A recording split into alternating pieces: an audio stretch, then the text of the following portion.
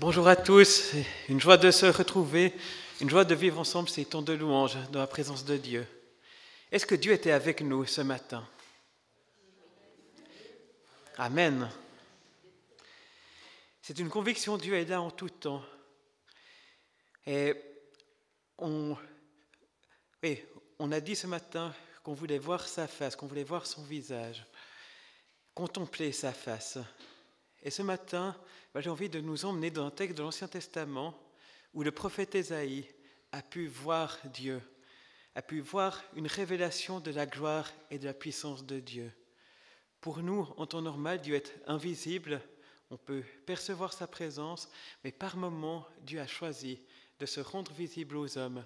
Et on va voir qu'est-ce que ça a donné pour Ésaïe, qu'est-ce qu'on peut apprendre sur la présence de Dieu et sur ses plans, sur sa destinée pour nous. Nous allons lire dans le livre du prophète Ésaïe, l'entier du chapitre 6. L'année de la mort du roi Osias, je vis le Seigneur assis sur un trône très élevé, et les pans de sa robe remplissaient le temple. Des séraphins se tenaient au-dessus de lui. Ils avaient chacun 6 ailes, 2 dont ils se couvraient la face, 2 dont ils se couvraient les pieds, et 2 pour voler. Ils criaient l'un à l'autre et disaient « Saint, Saint, Saint est l'Éternel des armées. Toute la terre est remplie de sa gloire. » Les soubassements des seuils frémissaient à la voix de celui qui criait, et la maison se remplit de fumée. Alors je dis « Malheur à moi, je suis perdu, car je suis un homme dont les lèvres sont impures. J'habite au milieu d'un peuple dont les lèvres sont impures. Et mes yeux ont vu le roi, l'Éternel des armées. » Mais l'un des séraphins vola vers moi, tenant à la main une braise qu'il avait prise sur l'autel avec des pincettes. Il en toucha ma bouche et dit « Ceci a touché tes lèvres. Ta faute est enlevée et ton péché est expié. » J'entendis la voix du Seigneur disant « Qui enverrai-je et qui marchera pour nous ?» Je répondis « Me voici, envoie-moi. » Il dit alors « Va, et tu diras à ce peuple, écoutez toujours, mais ne comprenez rien. Regardez toujours, mais n'en apprenez rien. Rends insensible le cœur de ce peuple, endurcis ses oreilles et bouche-lui les yeux, de peur qu'il ne voie de ses yeux, n'entende de ses oreilles et ne comprenne avec son cœur, qu'il ne se convertisse et ne soit guéri. Je dis, « Jusqu'à quand, Seigneur ?» Et il répondit, « Jusqu'à ce que la dévastation ait privé les villes d'habitants et les maisons d'êtres humains, que le sol dévasté soit une désolation, jusqu'à ce que l'Éternel ait éloigné les êtres humains et que le pays soit tout à fait abandonné. Et s'il y reste encore 1/10 des habitants, il repassera par l'incendie. Mais comme le térébinthe et le chêne conservent leur souche quand ils sont abattus, sa souche donnera une sainte descendance. »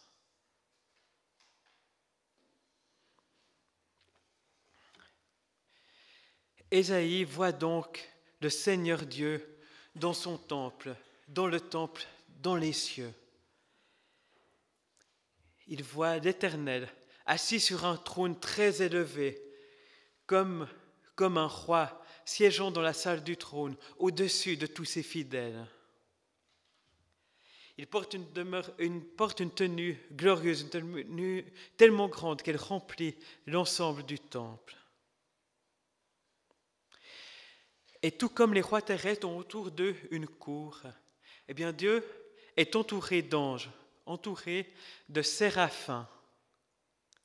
On ne sait pas en détail ce qu'est un séraphin. Le mot séraphin vient d'une racine hébreu qui veut dire brûler. Ce sont donc des anges brûlants, peut-être entourés de flammes.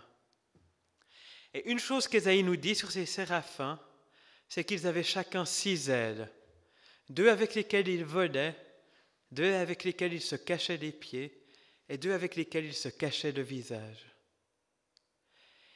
Et ce que ça exprime, c'est que la présence de Dieu est tellement glorieuse que même les anges eux-mêmes doivent se cacher le visage, se cacher les pieds devant Dieu. Dieu est tellement grand, tellement beau, tellement puissant que les anges eux-mêmes n'osent pas le regarder en face. Et que font ces anges en présence de Dieu? Eh bien, ils passent leur temps à se crier l'un à l'autre. Saint, Saint, Saint est l'Éternel des armées. Toute la terre est pleine de sa gloire. Ces anges n'ont pas d'autre rôle que dire la louange de Dieu et dire sa sainteté. Et quand ils répètent par 3 fois Saint, Saint, Saint, eh bien, cette triple répétition, c'est la manière en hébreu dont on peut intensifier de la manière la plus forte un adjectif ou une déclaration. C'est comme une manière de dire, alors en français on dirait peut-être saintissime, le plus saint des saints, le plus saint qui puisse exister, le plus saint qu'on puisse penser, plus saint que tout ce que l'on puisse penser ou imaginer. Qu'est-ce que ça veut dire d'être saint? Alors, dans le vocabulaire de l'époque, des différentes peuplades, ceux qui étaient saints, c'est ceux qui étaient mis à part pour la divinité, c'est ce qui était propre à la divinité. Donc saint, saint, saint, ça veut dire que Dieu est plus Dieu que tous, est plus séparé de tout le reste de ce qui existe que quoi que ce soit d'autre. Mais pour le peuple d'Israël et pour le Dieu d'Israël, la sainteté a aussi une signification éthique ou morale, si on ose utiliser ce gros mot.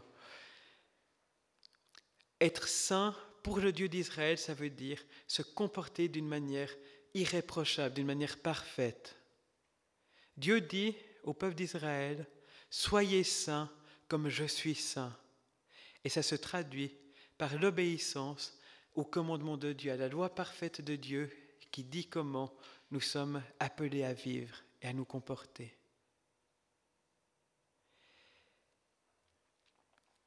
Dieu est saint plus que tout, Dieu est parfait dans toutes ses voies, dans toute sa manière d'être, dans toute sa manière d'agir. Et les anges proclament cela, et toute la terre est remplie de la gloire de Dieu, l'univers entier ne peut pas contenir la gloire et la sainteté de Dieu. Et lors de cette proclamation, tout tremble, tout se remplit de fumée, tellement il y a de puissance et tellement il y a de gloire dans cette révélation que Dieu fait à Ésaïe. Et on voit alors la réaction d'Ésaïe au verset 5. Ésaïe dit « Malheur à moi, je suis perdu, car je suis un homme dont les lèvres sont impures. J'habite au milieu d'un peuple dont les lèvres sont impures, et mes yeux ont vu le roi, l'Éternel des armées. » Face à cette révélation de la gloire et de la sainteté de Dieu, Ésaïe est obligé de se regarder lui-même et de se demander s'il a la hauteur de cette gloire qu'il a vue. Et sa conviction, son réflexe instinctif, c'est de dire qu'il est perdu, que le malheur va s'abattre sur lui, parce qu'il a vu cette grandeur, cette gloire et cette sainteté de Dieu, et qu'il ne fait pas le poids. Ésaïe dit, « Je suis un homme aux lèvres impures, et je viens d'un homme aux lèvres impures. » Il y a une double dimension. Lui-même, en tant que personne, il sait qu'il n'est pas digne de se tenir devant le Dieu Tout-Puissant, le Dieu dont la gloire remplit toute la terre, le Dieu 3 fois saint. Et il sait aussi qu'il vient d'un peuple impur, d'un peuple qui n'est pas digne de se tenir devant Dieu. Et pour nous aussi, eh bien, il peut y avoir une dimension personnelle et aussi une dimension collective. On a tous en nos cœurs des choses qui peuvent ne pas honorer Dieu et dans notre manière d'agir. Mais on vient aussi de pays, de peuples et de cultures qui ont des orientations qui leur sont propres. Certaines orientations qui sont bonnes et louables, et certaines qui sont en révolte contre Dieu, certaines qui ne correspondent pas à sa sainteté, qui ne correspondent pas à sa volonté. Et devant la gloire de Dieu, eh bien, on peut être appelé à réfléchir, non pas seulement à réfléchir, mais à trembler par rapport à ce qu'on perçoit en nous et dans les cultures dont nous venons, qui n'honorent pas Dieu et qui ne correspondent pas à sa gloire. Du reste, ce qu'Ésaïe dit, c'est quelque chose qui revient souvent dans l'Ancien Testament, que l'homme ne peut pas voir Dieu et vivre. Parce que la sainteté de Dieu est tellement contraire à nos imperfections, à nos tromperies, à nos faux semblants, à notre malhonnêteté, à nos cœurs partagés, à nos convoitises. Qui Dieu est tellement contraire au mélange malsain qui remplit nos cœurs, qu'en soi, il n'y a pas de compatibilité possible, il n'y a pas de possibilité de se tenir en tant qu'homme pécheur devant Dieu. Et donc, ce qu'Ésaïe pousse, c'est un cri de désespoir. Face à Dieu, son insuffisance est révélée.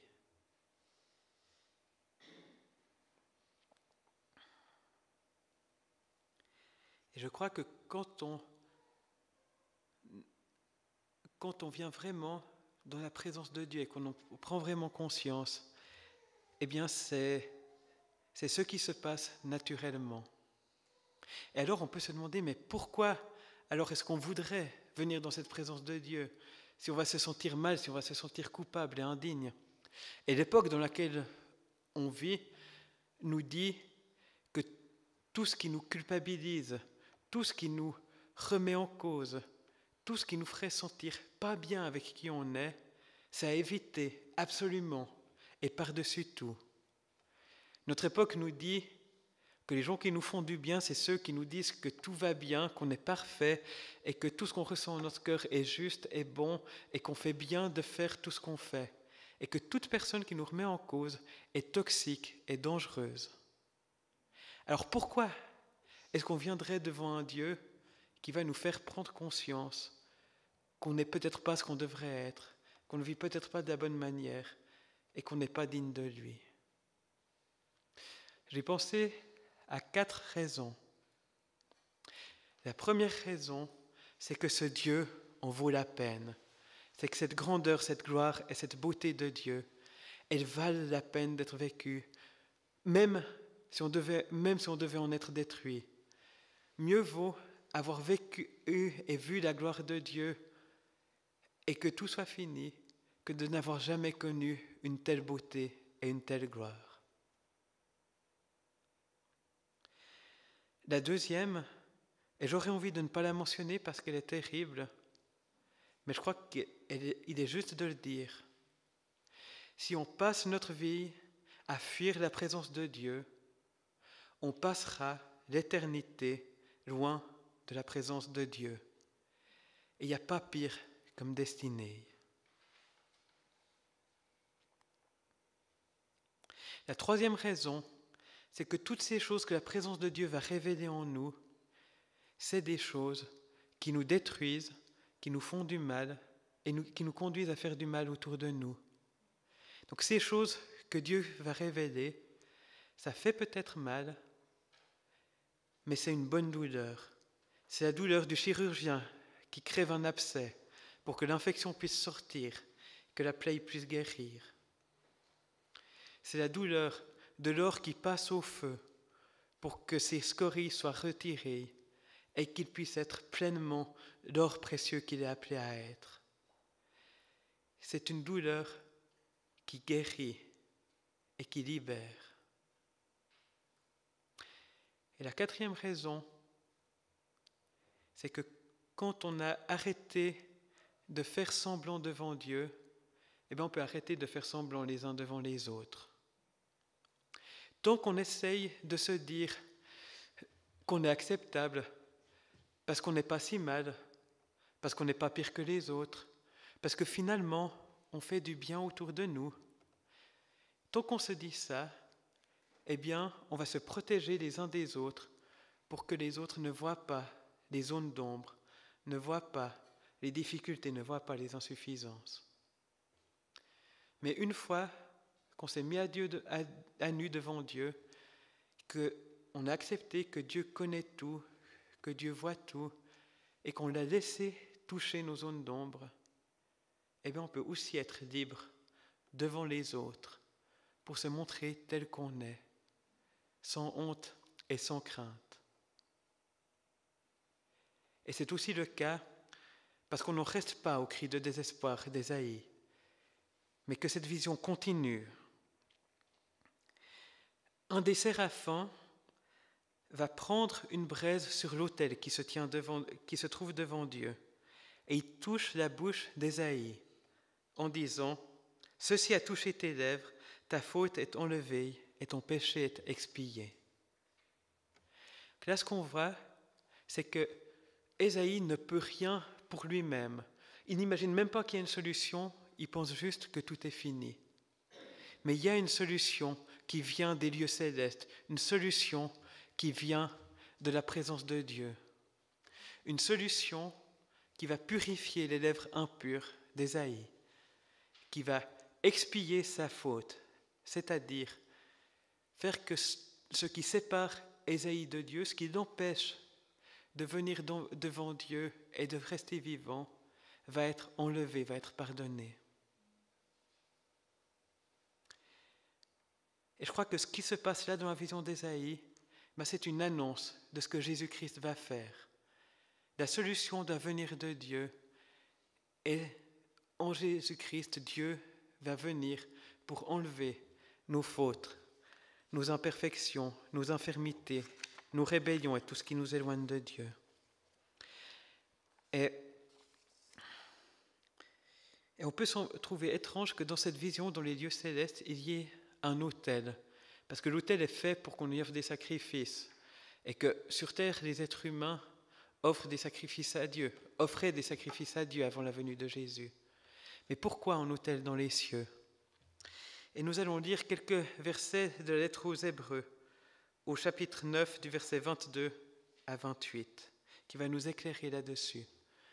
Une lettre du Nouveau Testament adressée en particulier à des croyants d'origine juive. Selon la loi, presque tout est purifié avec du sang, et sans effusion de sang, il n'y a pas de pardon. Il était donc nécessaire que, d'une part, les représentations des réalités célestes soient purifiées de la sorte, et que, d'autre part, les réalités célestes elles-mêmes le soient par de meilleurs sacrifices. Car Christ n'est pas entré dans un sanctuaire fait par la main de l'homme, imitation du véritable, mais dans le ciel même, afin de se présenter maintenant pour nous devant la face de Dieu. Il n'y est pas entré afin de s'offrir plusieurs fois, comme le souverain sacrificateur entre chaque année de le sanctuaire avec du sang étranger. Car alors le Christ aurait dû souffrir plusieurs fois depuis la fondation du monde. Mais maintenant, à la fin des siècles, il a paru une seule fois pour abolir le péché par son sacrifice. Et comme il est réservé aux hommes de mourir une seule fois, après quoi vient le jugement. De même aussi le Christ, qui s'est offert une seule fois pour porter les péchés d'un grand nombre, apparaîtra une seconde fois, sans qu'il soit question du péché, pour ceux qui l'attendent en vue de leur salut. D'après la lettre aux Hébreux, d'ailleurs d'après aussi l'Ancien Testament, le temple, le tabernacle construit par Moïse et par Salomon ne sont qu'une représentation des réalités qui se trouvent dans le ciel. Et tout ce qui se faisait là-bas n'était qu'une anticipation de ce qui allait se faire dans le ciel.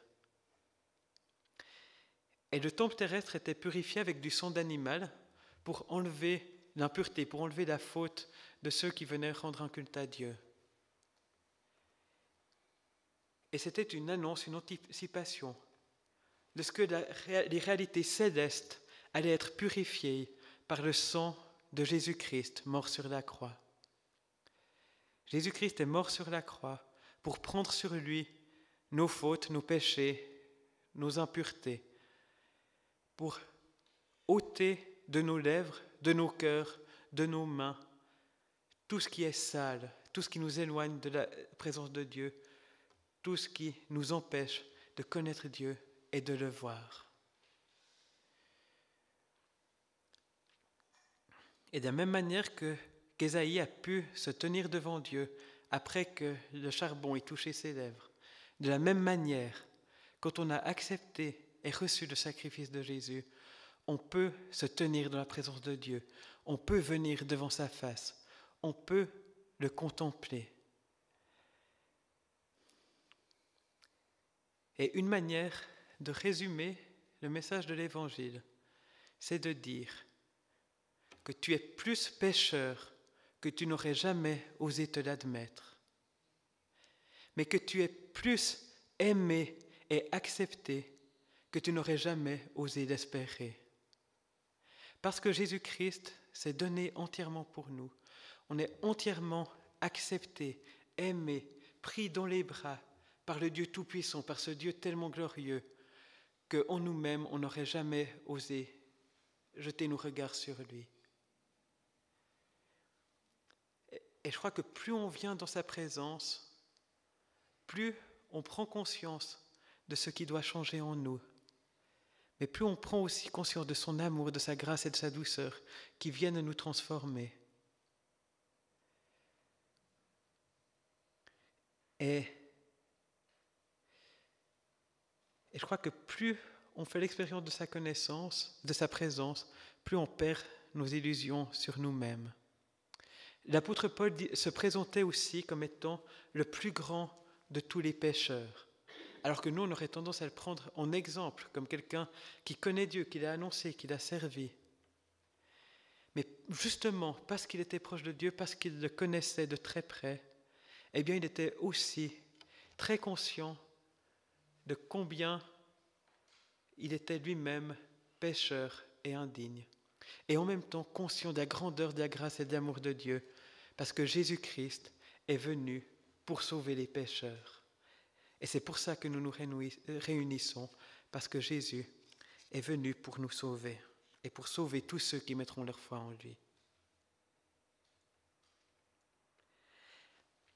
Et il y a vraiment une joie particulière à vivre ce pardon de Dieu. David parle de la joie de ceux dont les fautes ne sont pas prises en compte. Et je me rappelle que quand j'ai commencé à prendre conscience de cette grâce de Dieu, j'ai vécu des moments où je me sentais vraiment atterré parce que je découvrais dans mon cœur comme mauvaise attitude, comme chose tordue. Mais après venait le moment où je prenais conscience de la grâce de Dieu. Et c'était une telle joie, une telle libération, un tel feu qui brûlait dans mon cœur que j'aurais presque été tenté de faire plus de bêtises pour vivre plus cette joie de la repentance et du pardon de Dieu. C'est faux, il ne faut pas faire ça. Mais j'en aurais presque été tenté. Et je crois que ça... Et du coup, n'ayons pas peur de venir dans cette présence de Dieu. Parce qu'il se trouve de la joie, il se trouve de la libération, il se trouve de la paix. Et on voit encore que, étant dans cette présence de Dieu, étant purifié, étant libéré, Ésaïe va être envoyé. Dieu demande, qui enverrai-je et qui marchera pour nous? Et je crois que cette question, Dieu la pose encore aujourd'hui. Jésus disait, priez le maître de la moisson d'envoyer des ouvriers dans la moisson, parce que la moisson est grande, mais qu'il y a peu d'ouvriers. Et Dieu demande encore aujourd'hui, qui veut se lever et marcher pour moi, pour nous, pour annoncer ce message de l'Évangile? Et je crois que cette question s'adresse à chacun de nous. Et si on choisit de se laisser envoyer par Dieu, je ne sais pas si ça sera être envoyé auprès d'une des dernières tribus qui n'ont pas encore la Bible dans leurs paroles, ou envoyé pour se former en théologie et devenir pasteur, ou envoyé pour apporter un repas et une parole d'espérance à un voisin dans la difficulté. Peut-être que c'est simplement être envoyé là où nous vivons, là où nous travaillons, ou vers nos familles. Mais je crois que Dieu veut nous envoyer pour annoncer sa parole. Pour Ésaïe, le message était particulièrement difficile parce qu'il devait annoncer un message que le peuple d'Israël n'allait pas vouloir entendre. Et Dieu lui dit même « Rends insensible le cœur de ce peuple et endurcis ses oreilles, bouche-lui les yeux, de peur qu'il ne voie de ses yeux, n'entende de ses oreilles et ne comprenne avec son cœur, qu'il ne se convertisse et que je ne les guérisse. » C'est une parole qui semble choquante. D'ailleurs, quand l'Ancien Testament a été traduit en grec, les traducteurs ont préféré traduire « Ce peuple s'est bouché les oreilles, a endurci son cœur et a fermé ses yeux pour ne pas se convertir. » Mais ce qu'on voit, c'est que Ésaïe va prêcher un message qui est très clair, que les gens vont très bien entendre et très bien voir. Mais pourtant, ils ne vont pas comprendre, ils ne vont pas se convertir, ils ne vont pas changer d'attitude. Et justement, c'est la clarté du message qui va faire que le peuple s'endurcit davantage. Parce que face à un message clair, eh bien on peut l'accepter ou alors on va s'endurcir dans le rejet. Et cette situation, c'était une phase dans l'histoire du peuple de Dieu, une phase dans l'histoire du peuple d'Israël où le peuple allait tomber au plus bas afin que tout espoir de salut qui aurait reposé sur la bonne volonté du peuple soit perdu. Afin que puisse se manifester le salut qui vient uniquement par la seule grâce de Dieu et qui ne repose que sur l'œuvre de Jésus-Christ. Le peuple allait être déporté, vaincu, dispersé, jusqu'à qu'il ne reste qu'un petit reste, comme la souche d'un arbre abattu. Mais de cette souche allait naître une descendance sainte, qui est en premier lieu Jésus-Christ, venu s'offrir pour nous, pour le salut du peuple de Dieu et pour que la bonne nouvelle du salut soit annoncée dans toutes les nations. Et à partir de cette petite souche grandira le nouveau peuple de Dieu qui est l'Église dont nous faisons partie, dont nous sommes une petite partie réunie ce matin. Ce message si difficile d'Ésaïe, c'était pour un temps. Et maintenant que Jésus-Christ est venu, les portes du salut sont ouvertes et tous ceux qui laisseront toucher leur cœur peuvent entrer dans la grâce et dans la présence de Dieu. Alors nous savons qu'aujourd'hui encore, certains croiront et certains s'endurciront. Et l'exemple d'Ésaïe nous apprend que ce n'est pas parce que tout le monde rejette ce qu'on a à dire, et ce n'est pas parce que notre message semble ne pas être reçu qu'on n'est pas en train de faire ce que Dieu nous appelle à faire. D'ailleurs, on est tenté de se dire que si on faisait bien les choses, tout le monde serait content, tout le monde aimerait l'Église, tout le monde aimerait le message du salut. Mais si on écoute Jésus, il n'y a rien de plus faux. Il disait que quand tout le monde dirait du bien de nous, on serait comme les faux prophètes qui annonçaient de faux messages au peuple d'Israël, et que les vrais prophètes ont toujours été rejetés. Et Paul disait qu'on porte l'odeur du Christ, qui, pour certains, est une odeur de mort, et pour d'autres, une odeur de vie. Parce que certains, avec le message de l'Évangile qui est magnifique, qui est incroyable, qui est glorieux, qui est plein d'amour, vont quand même s'endurcir et rester loin de Dieu, et que pour eux, ça va les enfoncer plus loin dans leur mort. Mais que pour tous ceux qui croient, c'est la vie et le salut de Dieu.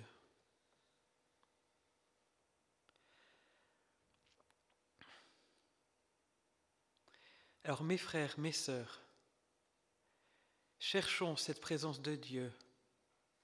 Cherchons à nous ouvrir à lui, à ne pas le fuir, à ne pas essayer de préserver nos petits secrets, mais d'ouvrir nos cœurs tout entiers à Dieu et de lui demander de nous faire voir qui il est. C'est la présence de Dieu qui transforme, c'est la présence de Dieu qui libère, c'est la présence de Dieu qui convainc. Laissons-le révéler nos zones d'ombre et recevons cet amour parfait manifesté en Jésus-Christ. Parce que le Dieu saint et glorieux est venu mourir pour nous, être humilié, pour que nous-mêmes, nous puissions vivre dans sa gloire, au lieu de vivre la mort, la honte et l'humiliation. Recevons cette grâce. Et en recevant cette grâce, je crois que nous aurons aussi l'envie de nous lever pour lui. Pas pour gagner notre salut, parce que tout a été fait par Jésus. Pas pour nous convaincre que nous sommes assez bons, parce que c'est Jésus qui nous rend bons. Mais parce que son amour habite dans nos cœurs, parce qu'on voit sa gloire et qu'on veut que tous les hommes voient cette gloire et reçoivent cet amour. On va avoir un temps musical pour intérioriser cette prédication, cette écoute de la parole de Dieu. Et pendant ce temps, j'aimerais vraiment tous nous inviter à venir proche de Dieu, à lui ouvrir nos cœurs. Et si tu as besoin de te lever pour dire « Oui, moi je veux marcher pour Dieu pendant ce temps », eh bien fais-le, pas pour moi, pas pour les autres, mais devant Dieu. Si tu sens le besoin de te mettre à genoux devant la sainte présence de Dieu, fais-le. Et si tu as besoin d'écrire pour dire « Voilà ce que je veux vivre maintenant », tu peux le faire aussi. Ne faites rien pour moi, je ne demande rien. Mais si dans la présence de Dieu, vous sentez qu'il faut répondre à sa parole et à sa présence, eh bien, ne laissez pas passer l'occasion, mais faites tout ce que le Seigneur vous met à cœur. Et si on a besoin de prier, on peut demander à un frère ou une sœur de le faire avec nous, on peut me demander après le culte, on peut prendre le temps avec quelqu'un d'autre. Mais ne laissons pas la parole de Dieu tomber en vain dans nos cœurs. Laissons-la porter du fruit en nous. Que Dieu nous conduise et que sa présence soit au milieu de nous. Amen.